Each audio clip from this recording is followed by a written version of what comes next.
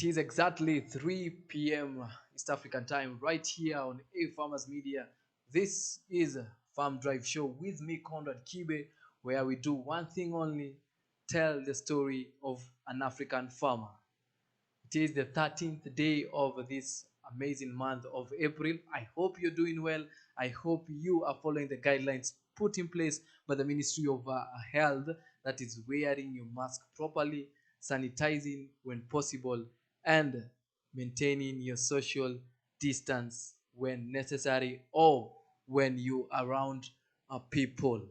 And so today we have a very interesting conversation whereby this is a topic that is in mind, or it is in the minds of many community groups, many uh, many community groups, many environmentalists, many gardeners, and definitely many city dwellers.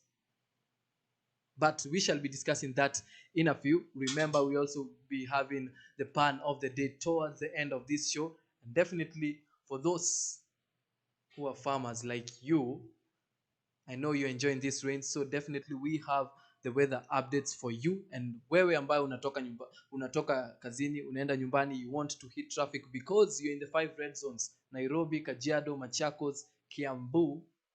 Tutakuwa tunakupatia the traffic update so that you can be able to hit this traffic na utaweza kufika nyumbani on time, au sio?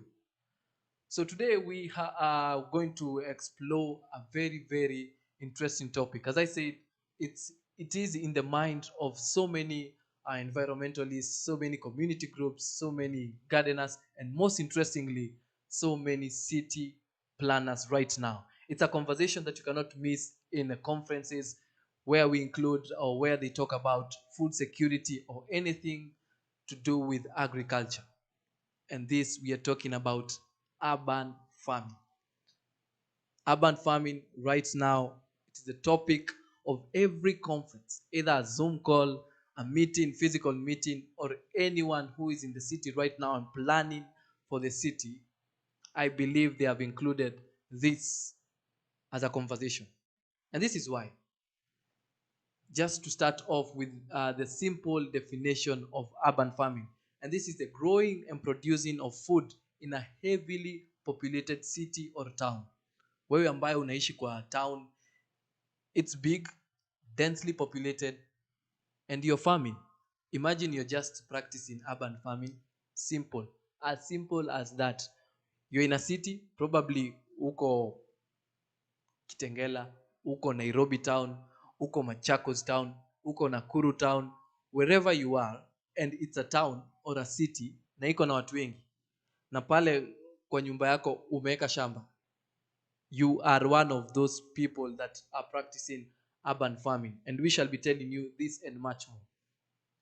And this as the reason as to why this has been a very hot topic when it comes to the discussions or the conferences about food security and agriculture. It is because it is estimated around 67% of the world's population by the end of when we come to 2050. It is estimated that 67% of the world's population will be living in cities. So you can imagine in the next probably 29, 28 years, 67% of the world's population watakuwa naishi kwa city.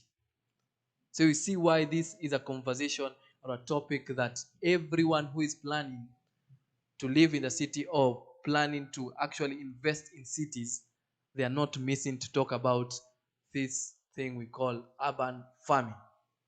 And so just to describe urban farming is in a very simple way, it can be described as a form of agriculture. And that's why it is in all these conversations, the agriculture, food security, because iko pale juu.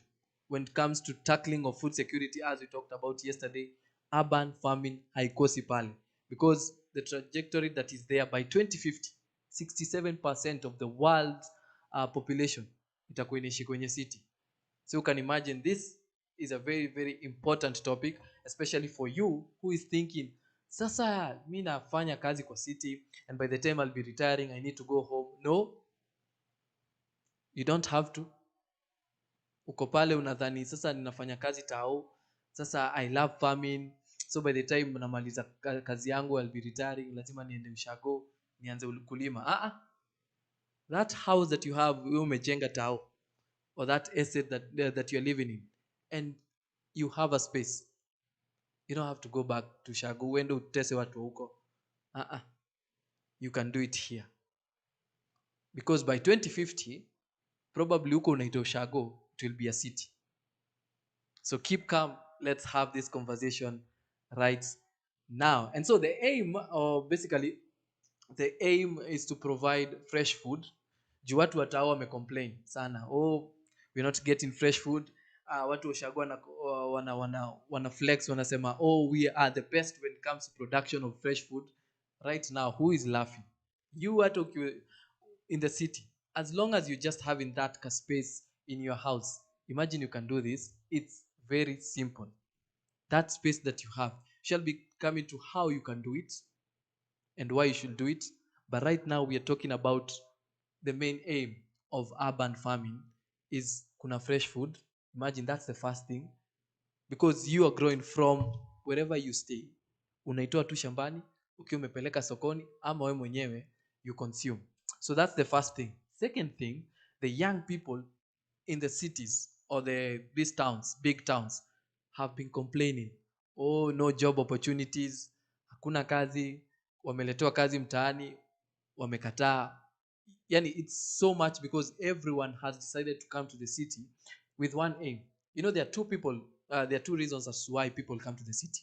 One, people come to look for work. The second lot come to look for money.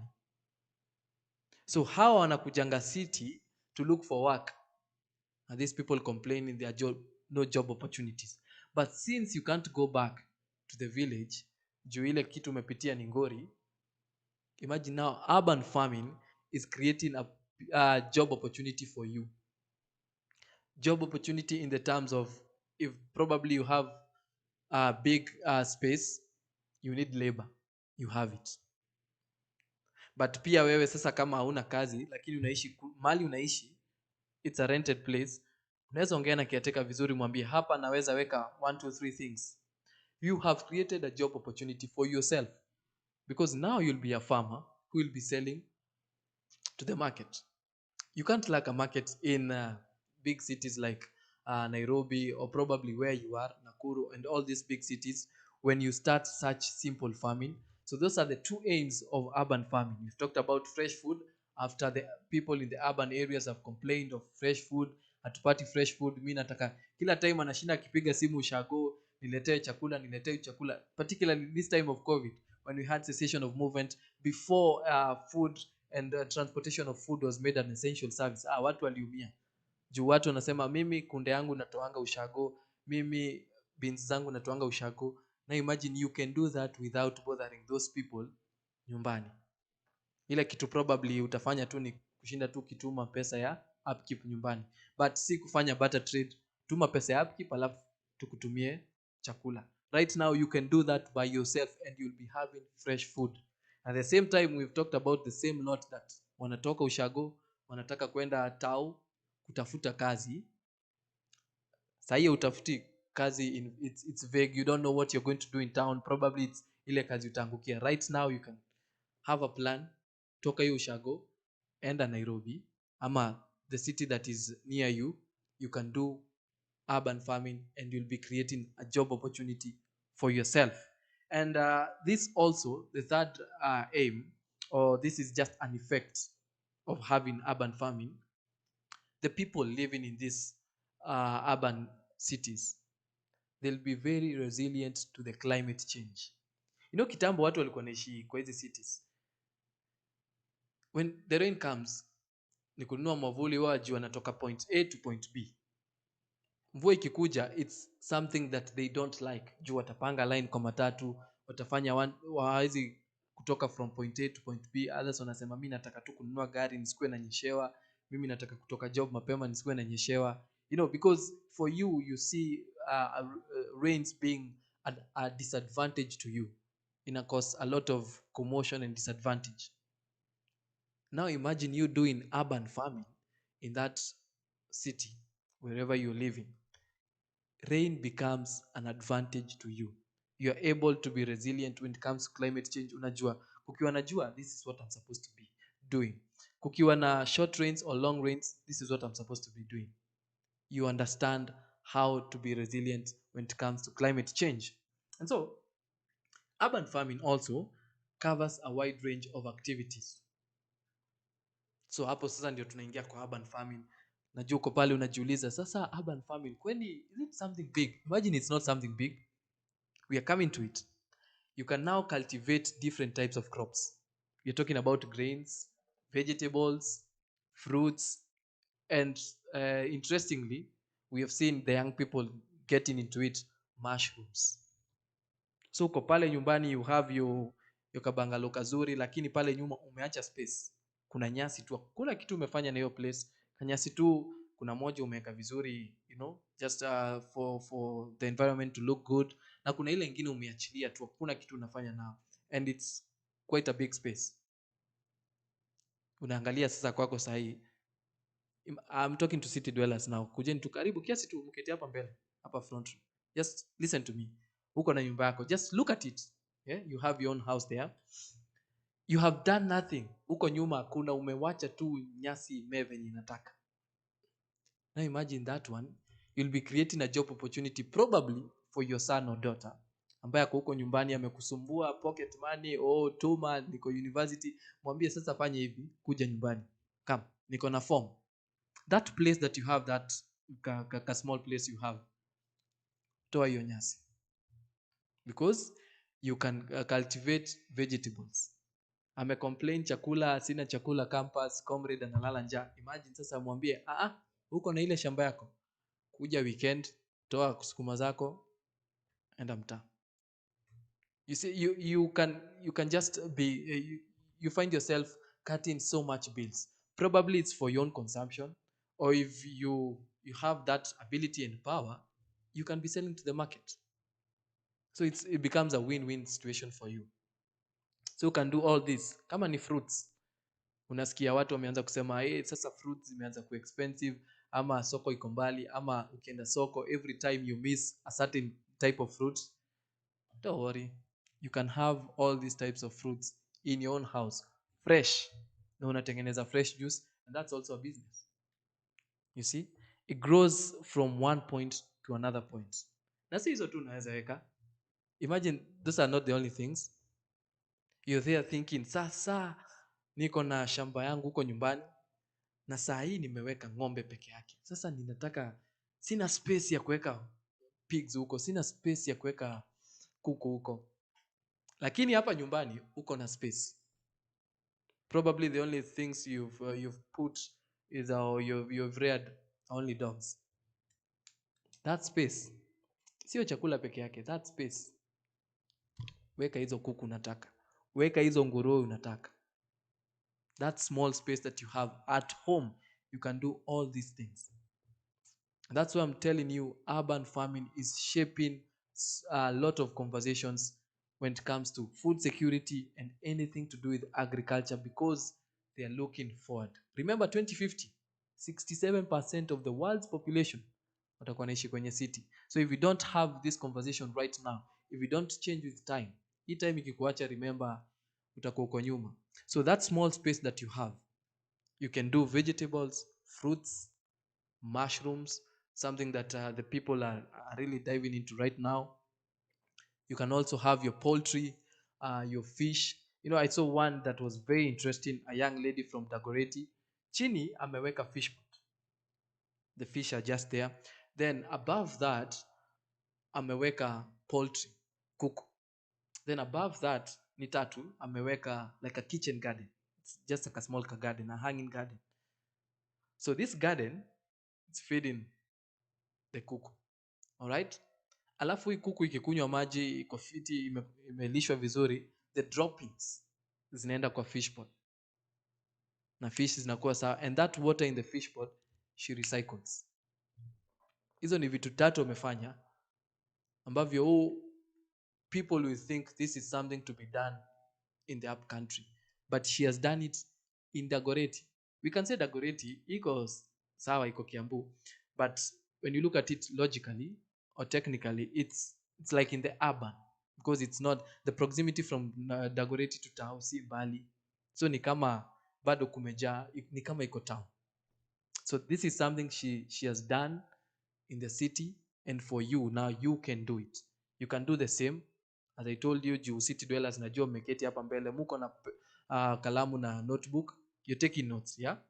So you see, you've already umepiga kwako teketeke, umepiga hesabu, uko na so I have this certain space, so hapa naweza weka nguruwe, hapa naweza weka fish, hapa naweza weka kuku, alafu pale niweke vegetables, and I'm good to go. So when people are complaining about food insecurities, you'll not be relating to what they're talking about. And if you can imagine, if everyone adopts this kind of farming, tutakuwa wapi? Will be very, very ahead, and everyone will be playing a role when it comes to food security and how to do it in the right way and to secure food security. So by the time that we don't know when the pandemic will come to an end, and we don't know what will happen, so we'll not be having the issues of food crisis by the time the pandemic is coming to an end, or post the pandemic. And so after that, those are not the only things unaweza weka. Watu ambao wanapenda spices, watu ambao wanapenda medicinal herbs, kujeni sasa, huu ni wakati wenyu. You have been there complaining about spices being very expensive in the local supermarkets. Unasema hey, sasa hii spices hapana, hii imeanza kuchange, kakala kameanza kuchange, hii si ile ya kitambo. Imagine now you can stop complaining. The complaints should cease, because you can now start cultivating these non-food products. They are called non-food products, talking about spices and medicinal herbs. Umeanza kusema sasa hizo spices, hiyo pesa kidogo na hii economy inakuwa ni noma. You can do those, you can cultivate those spices mahali ambapo huko. And this is the thing, this is the very interesting thing. You're complaining about buying the spices in the supermarkets. Now the roles will reverse. You get to a point where you've done mass production, ni wewe unauzia supermarkets, because you've produced them, umeziweka fiti, then now you brand them and take them to the supermarkets. Unakuwa umewapiga at their own game. This is how it grows. You started off with you complaining of the spices from the supermarkets because they are probably expensive, or they are not the same again, they are not tasting very natural. And now you decide, niko na ka kitchen garden kangu hapa, wacha nianze kuweka spices zangu. And by the time you realize it, you get the ideas of doing this mass production, and you're taken to the market, and you decide for it to actually be sellable or to compete with other product or other companies, I have to brand it in a very, very good way. And so the supermarkets will take your orders, na sasa inakuwa venye ulikuwa una complain unawacha, and you'll find yourself selling at the same price, the one you're complaining about, or probably a lesser price, because you know the cost of production. So that's how urban farming will help you as a city dweller right here, wherever you are. Doesn't matter whether it's in Africa, in Europe, South America, wherever you, as long as you're in a city, urban farming is doable, right? And so, apart from all that, we've discussed about spices, medicinal herbs, fruits, mushrooms, poultry, fish, piggery, and so. But today's focus, right here on the Farm Drive today, we're going to be focusing on the kitchen or the home kitchen gardens. Hapa sasa ni pale tunaweka vegetables, talking about vegetables, and you'll understand why our main focus is here. And so when it comes to home kitchen gardens, this depends on the amount of space available that you have. So the amount of space that you have will actually prompt you to choose the technique that you'll use when it comes to farming of or the farm, or what kind of farming you're going to use. So the space that you have, kama ni kidogo,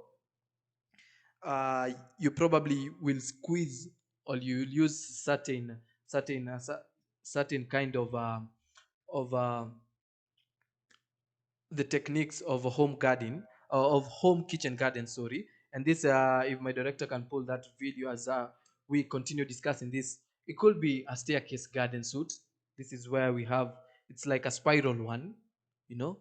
You can use that kama space ni kidogo, ama unataka kuweka vitu mingi at the same at the same point. You can use staircase garden units, moist seed beds. You can also use just like a small ka garden ambako kako place moja.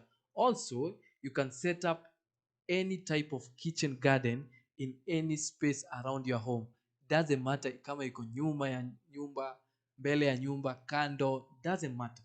As long as you have space around your home, this is doable. Mtu asikwambie kitu chochote. Also, when it comes to where you have, doesn't matter. You can do it at the balcony, behind your kitchen, as I said, at your doorstep, hapo karibu na mlango. You can do it there, at the front or at the backyard. It doesn't matter. As long as you have space, it's doable. And probably if you're exploring the use of small gardens, you can also use, this is where you become as creative as possible. Bring your A game when it comes to creativity. You can use car tires. Probably you have your first car pale, haujaiuza, umeamua hey, imekuwa ni noma sasa, hii gari sioni kama kuna haina value, haina market value, hakuna mtu anaweza ichukua. You can decide ikwe tu pale because you don't want to sell your first car. Unatoa tu hizo tires, probably you have excess. Anza sasa, anza your kitchen garden from what you have. You can also use the dustbins.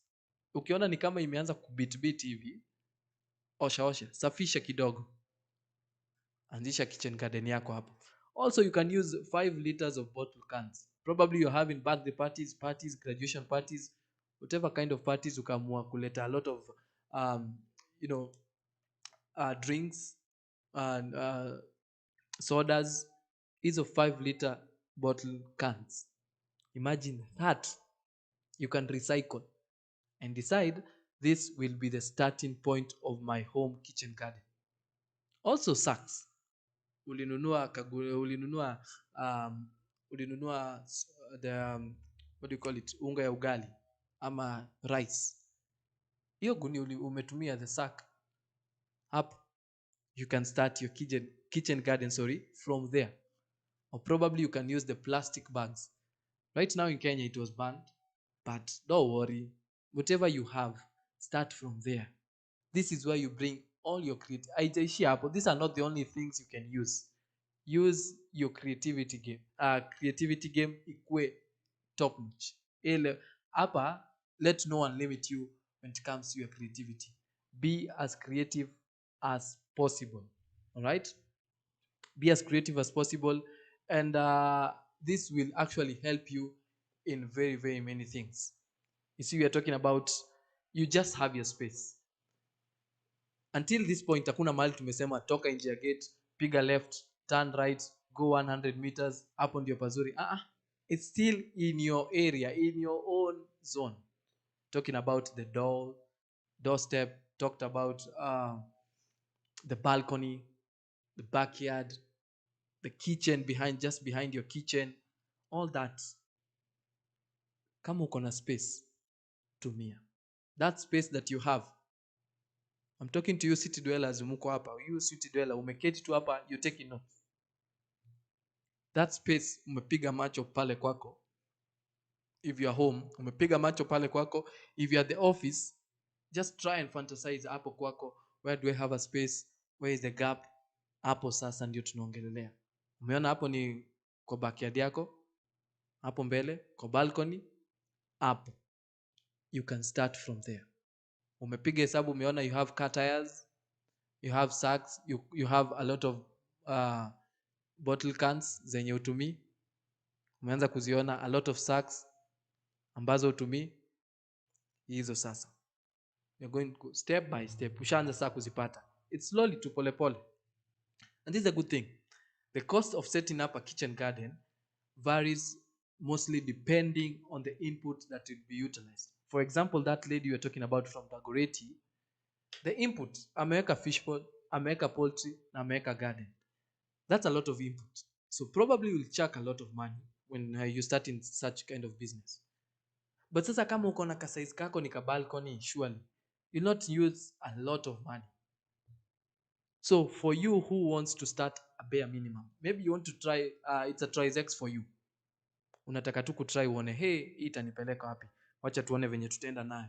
For you who is trying a TriZex, yeah? Imagine it's just less than 5,000. 5 Gs to start your small kitchen garden. You are good to go. That home kitchen garden, 5,000. That's the minimum. Hiyo kutoka hapo labda some other extra costs. But with a minimum of 5,000 Kenya shillings, you can start your home kitchen garden. Imagine just that affordable, just like that. You afford your home kitchen garden. So for you as a city dweller, umeshangaa sasa umenipay information yote. And I think now ni sawa nimepata. You're there thinking nimepata information you're telling me, Conrad. But now, where do I start? What should I do? Before we come to the steps. And this is why I told you we are going to be focusing on home kitchen gardens. The solution is very easy. You want some secrets, some tips, some extra tips, some practical tips to actually help you start that home kitchen garden with 5,000 Kenya shillings. We are here. A Farmers is here to help you as a city dweller. You want some expertise, you want some knowledge, you want to kuja pale to pime you want your soil tested. Remember the soil ya urban or the cities, it's quite having a lot of contamination. All right, so nataka upimiwe soil, ukuje uambiwe, you want some advice from an expert. We are here. Imagine right now on the comments, hapo kwa comments andika, I am so and so, this is where I live, this is my problem. Just write your problem. Useme mimi niko na space lakini sijui nianze wapi. All right, you're there thinking, I started, I failed, I don't know where the problem is. Just state your problem, or state what or where you want to be helped with. Whatever the help you want to start a home kitchen garden, just state it on the comments. We will be here to help you. We'll read the comments. Someone will be there to assist you. Or probably umesema hii comment, whatever I'm about to say probably won't make a lot of sense, or maybe haitaweza kuingia ambavyo inafaa kuingia, ama hataweza kuelewa vile namuelezea. Ni sawa, it's okay, don't worry. We have a number you can call, and the number will be running on your screen. But in the meantime, the number is 0700288185. I do it again, 0700288185. Ukipiga hiyo number, someone will be at the end of the other call, at that call, to help you and answer you all these simple questions. Usishangae sasa utatoa usaidizi wapi? Where do I start? I started, I fumbled. Don't worry. We'll be here to make whatever you have make a lot of profits, because we are here for you to attain the knowledge and definitely gain those profits. Because if you're there, you started it, you wanted it to go to the market, ukashindwa, we are now here to help you. It's your time. It's your time to shine. So when we come back after the break, it's all about how to do all this, the steps that you need to follow. But in the meantime, when you're taking that break, think about it. Think about it. Give us a call or drop down the comments on the comment section. Tuambie, because you're streaming live right here on A Farmers Media. We are live on Facebook at A Farmers with a Z at the end, and definitely on YouTube at A Farmers Media. We'll be right back after this short break.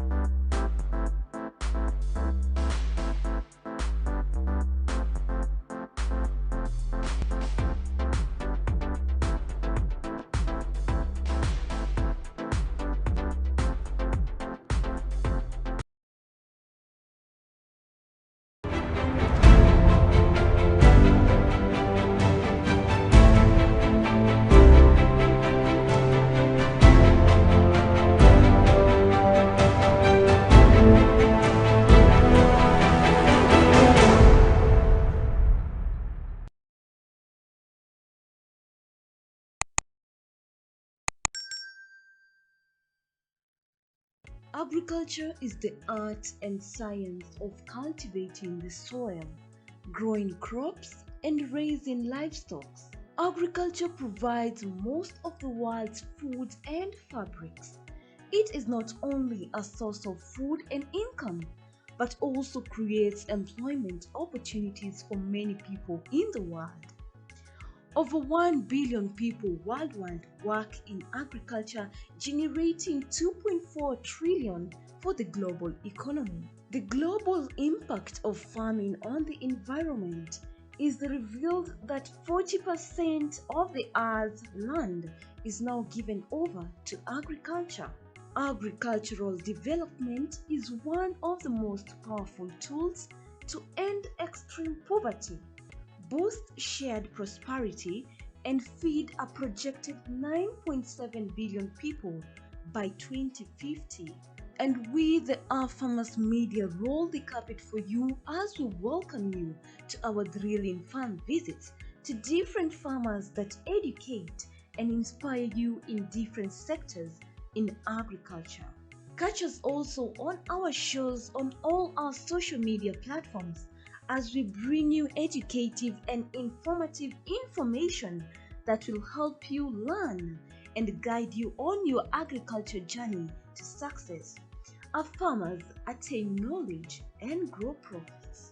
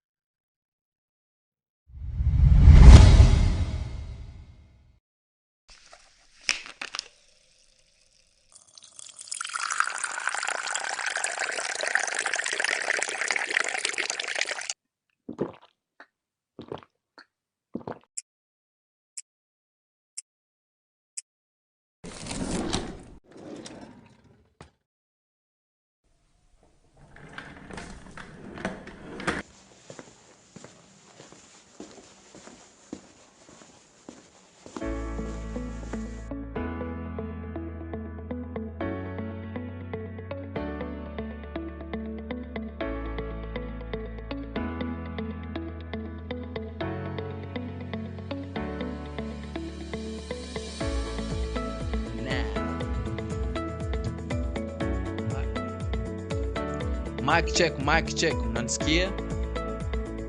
Is my sound okay? Stand by in 5, 4, 3, 2, and 1. You are on air. Join me, Conrad Kibe, on the Farm Drive every weekday from 2 p.m. to 4 p.m. right here on A Farmers Media, where we tell you the story of an African farmer. We give you COVID-19 updates, and most interestingly, we give you the pan of the day. Follow us on all our social media platforms at A Farmers with a Z at the end on Facebook, and definitely A Farmers Media on YouTube. See you there. Allah.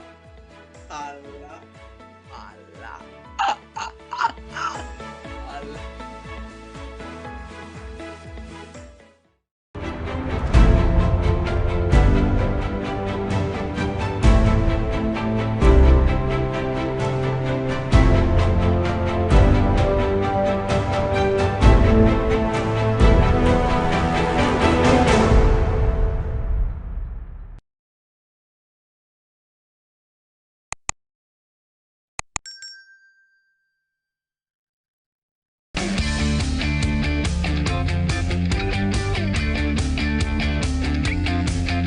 One of the most important activities on our farms is scouting. Why is it important? Because you get to know what is affecting your crops on a daily basis. Join me, Noah Nasiali Kadima, every Tuesday, 7:30 p.m., where we guide you to attain knowledge and grow profits.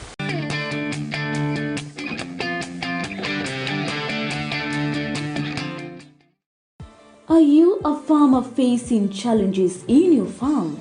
Pests, diseases, or even unsatisfactory produce? Worry no more. The solution is here.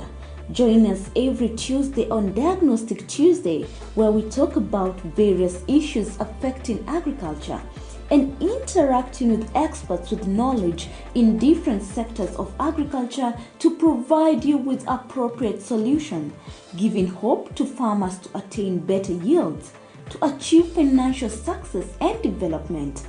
Our farmers attain knowledge and grow profits.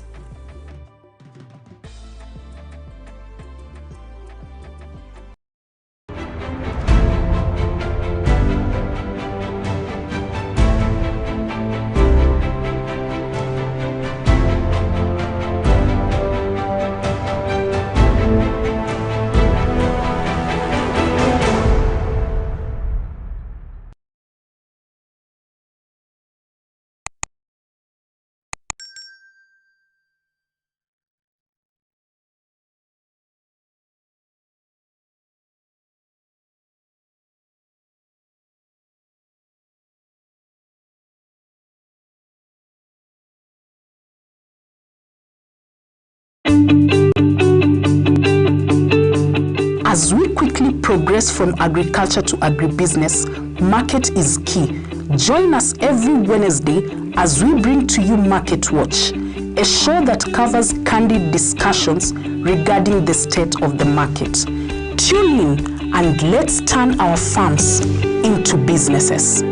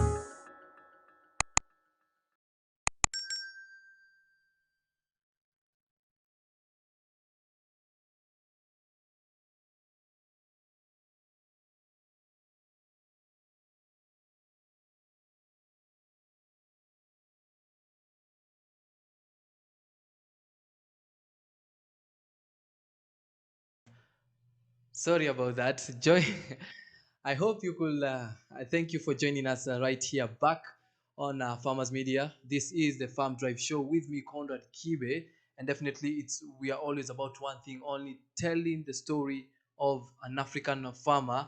And definitely, before we went on a break, I gave you a food for thought to think about the place that you have